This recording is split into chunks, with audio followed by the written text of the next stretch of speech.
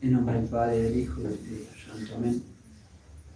La semana pasada habíamos alcanzado a dar estas preguntas de la oración en la misa de la mañana, pero en la misa de la tarde para la filmación del YouTube, lo cual la damos ahora y todo en María y por María, por las benditas almas del purgatorio. Estamos en el tema tan hermoso de la oración.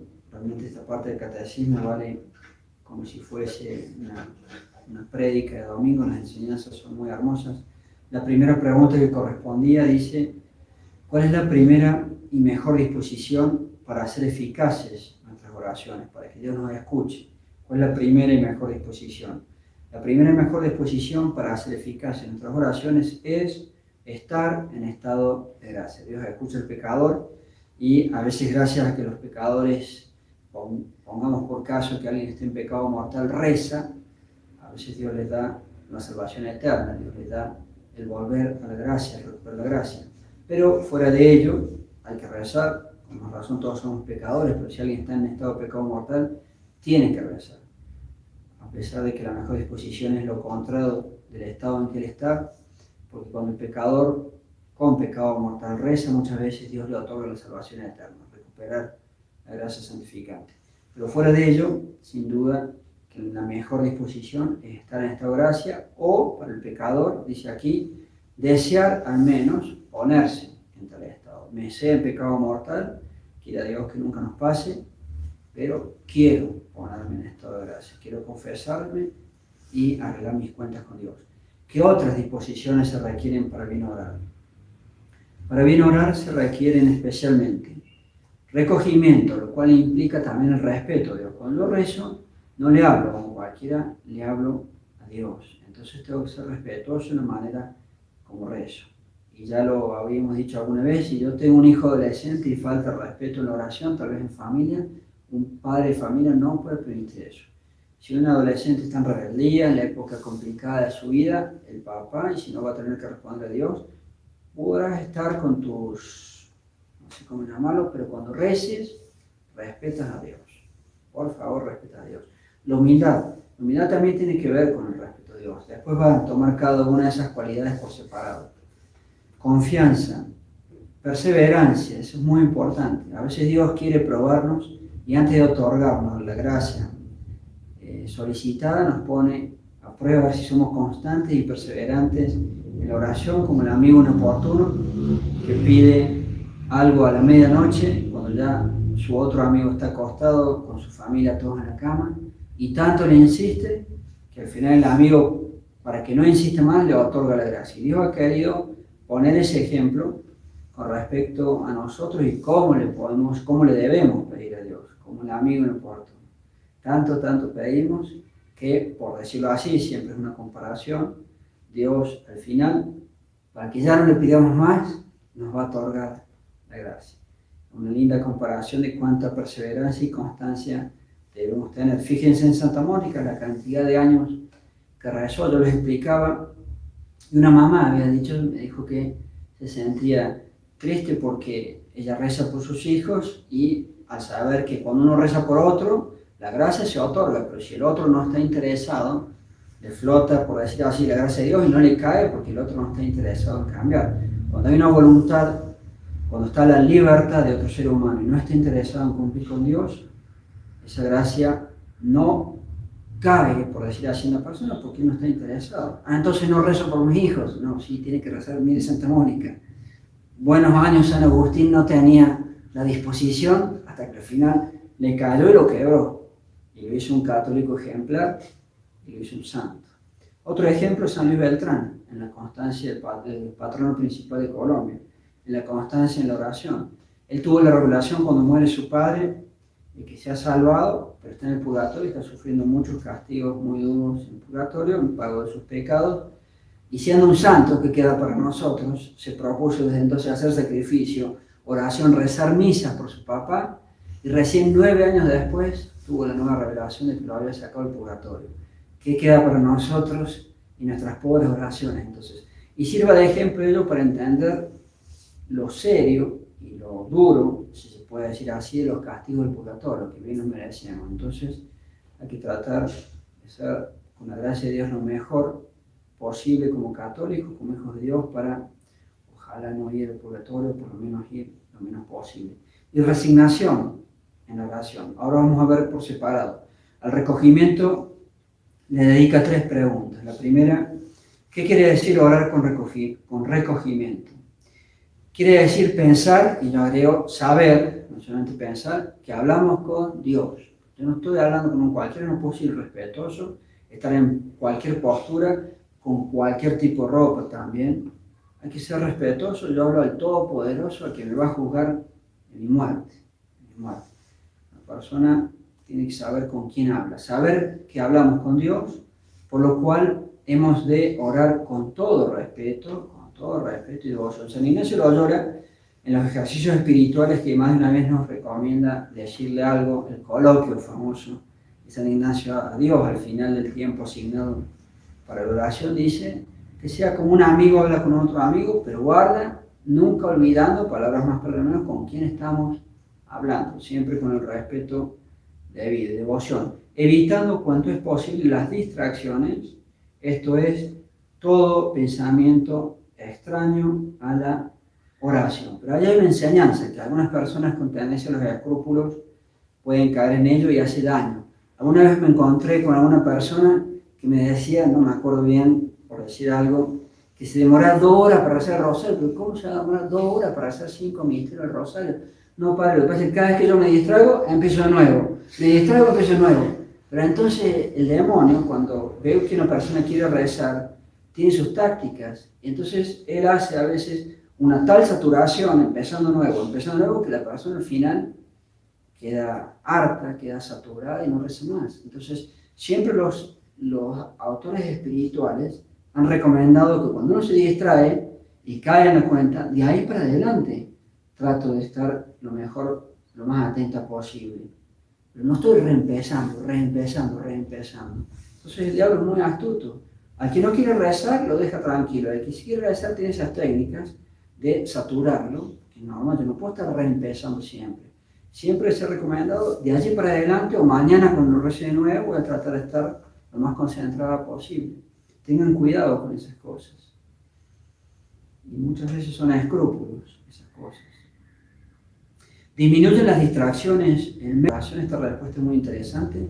Sí, cuando nosotros mismos las procuramos o bien no las desechamos con diligencia, disminuye el mérito. O sea, si yo quiero distraerme, imagínense, es una falta de respeto. Pero cuando no trato de desechar las distracciones con diligencia, también. Y miren la segunda parte de la respuesta. Pero, más, si hacemos lo posible para estar recogidos, no menoscaban el mérito de nuestra oración, antes pueden acrecentarlo. Si yo estoy todo el tiempo con una distracción y buenamente hago todo lo posible para no prestarle atención y estar unida o unido con Dios, no solo no disminuyen, sino que acrecientan el mérito, porque yo estoy luchando y tratando de hacer una oración, aunque la tenga. Santo Tomás de Aquino dice que uno no puede rezar ni siquiera un Padre Nuestro sin tener por lo menos distracción. Es parte de la debilidad, de las tantas debilidades en nuestro ser, en nuestra realidad, que nos ha dejado el pecado original. El pecado original nos ha dejado dañados en todos los aspectos que tenemos como seres humanos. Y uno de ellos es que no podemos estar 100% concentrados en un punto. Siempre alguna distracción va a haber, pero si yo de buena voluntad no las quiero tener y procuro desecharlas, no solamente no disminuye el mérito, sino que aumenta. Muy importante saberlo. ¿Qué se requiere para hacer oración con recogimiento? Antes de la oración, debemos alejar todas las ocasiones de distracción y durante ella pensar que estamos delante de Dios, que nos ve y nos escucha. Cuando yo le pido a Dios una gracia, una mamá que está preocupada por un problema familiar, una esposa que está preocupada por, decíamos creo la semana pasada, tiene un esposo pagano y sufre, que en vez de católico se comporta como un pagano, muchas veces la oración, porque uno le pide la enmienda de un hijo que está descarriado, la enmienda de un esposo que anda mal, hacer de la preocupación, decimos oración. Yo me uno a Dios y le voy a rezar un rosario por la conversión de mi esposo. Y lo rezo y estoy unida corazón a Dios con la angustia y tristeza que tengo por los problemas familiares y hago de mi preocupación oración. Eso es muy importante saber hacerlo. En general santifica mucho y es una oración muy profunda porque, valga la redundancia, las preocupaciones preocupan. Entonces, sufro por un esposo, sufro por un hijo, sufro por un problema familiar X, entonces rezo muy unida o muy unido mi rosario con Dios, uniéndome a Dios en mi dolor o mi preocupación, dándole vuelta a mi problema mientras desgrano el rosario. Eso es una muy buena forma de oración que tiene que ver con lo que los autores espirituales y Santo Tomás de Aquino enseñan, que es la oración ad sensum. La oración, no, perdón, ad Deum, esta forma de rezar. Yo rezo unido con Dios o con lo que le quiero pedir a Dios. Y me uno mucho porque estoy muy preocupado o muy preocupada por eso que me está pasando. Es una muy buena forma de hacer oración.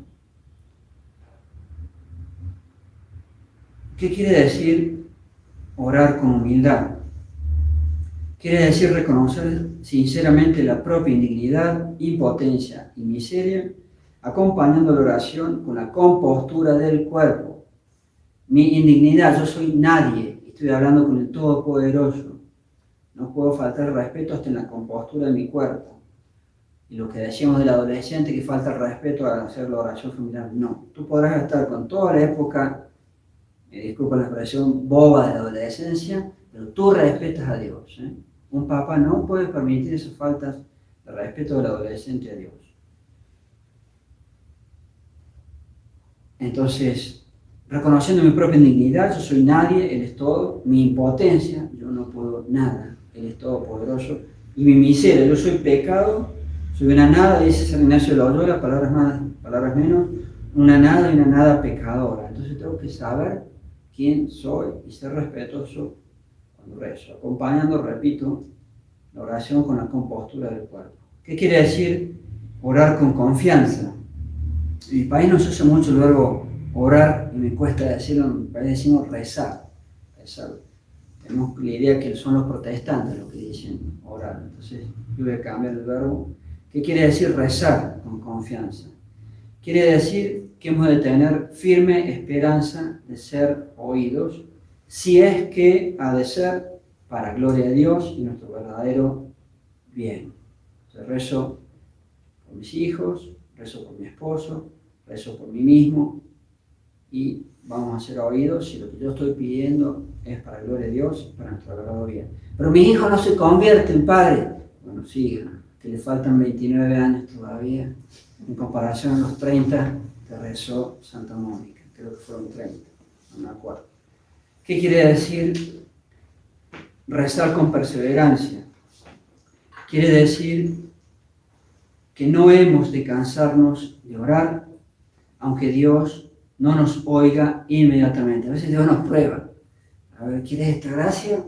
A ver cuánto tiempo eres capaz de mantener con constancia la oración. Aunque Dios no nos oiga inmediatamente, sino que hemos de seguir rezando con más fervor. Si Dios no me escucha, pues más insisto.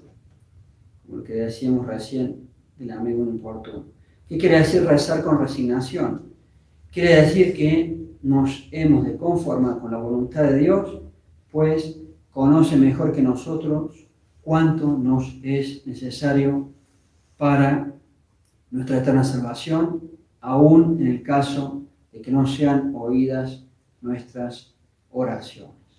Aún si Dios no nos da lo que le pedimos, tenemos que saber aceptar la voluntad de Dios, porque Él sabe muchísimo mejor que nosotros qué es lo que nos conviene. Tanta gente que sufre, el ejemplo que también dábamos la semana pasada por la falta de trabajo, y a veces no llega el trabajo tan anhelado. O peor, y lo vuelvo a decir porque me parece gravísimo, aquellos que están, no sé, meses rezando para conseguir trabajo, lo conseguí, ahora pecar, porque antes no tenía plata, ahora tengo platita y ahora puedo. Yo no sé Dios qué bueno que es cuando soporta estos insultos, que es mucho más común de lo que puedan pensar. La persona que está llorándole a Dios para conseguir trabajo y cuando lo consigue, ahora que tengo plata, peco. Con esa plata que Dios me dio, porque Dios me dio el trabajo. Es muy bueno Dios para soportar semejantes cosas y no mandarnos un rayo del cielo, la verdad. Ave María Purísima, sin pecado concebido, en nombre del Padre, y del Hijo, y del Espíritu Santo.